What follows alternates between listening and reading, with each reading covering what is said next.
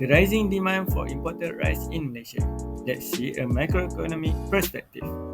Rice is more than just food in Malaysia.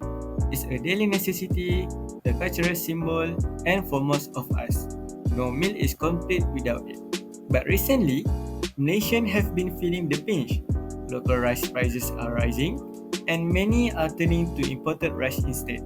So, what's happening here? Let's explore this issue using microeconomics. What is demand?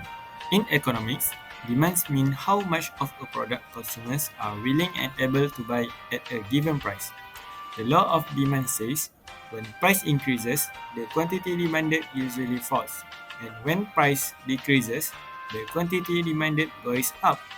But what happens when there's an alternative product that's cheaper? Let's see the issue in Malaysia.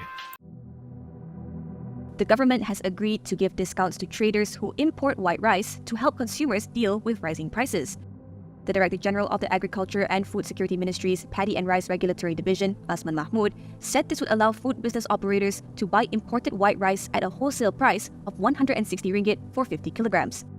In addition to other measures taken, including increasing supplies in major supermarkets, he said the ministry has agreed to issue 103 wholesale licenses to small-scale traders.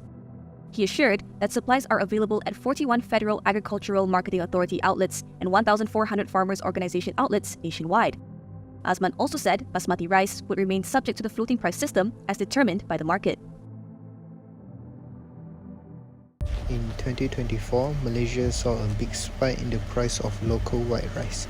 This was due to a mix of factors: less local production, global inflation, higher fuel and fertilizer costs, and even export bans from rice-producing countries like India.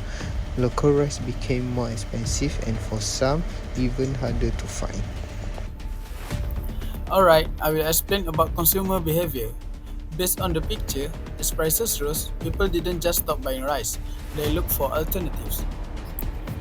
Now, for the next graph, we can see that cotton rice from Indonesia, Vietnam and Thailand became more popular. It was more affordable and some shops even more available than local rice.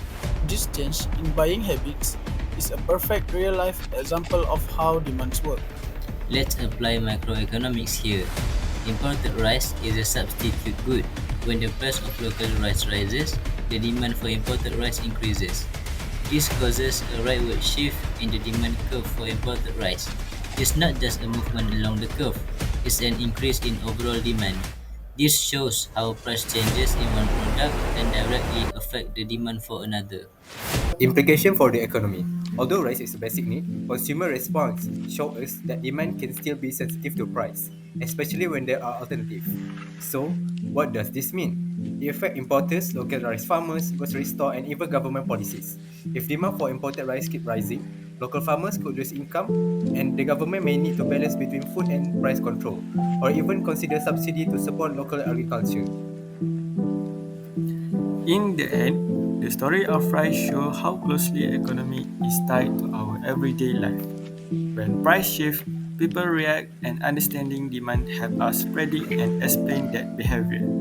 Microeconomics is not just theory, it's the reality of how we live, buy, and choose.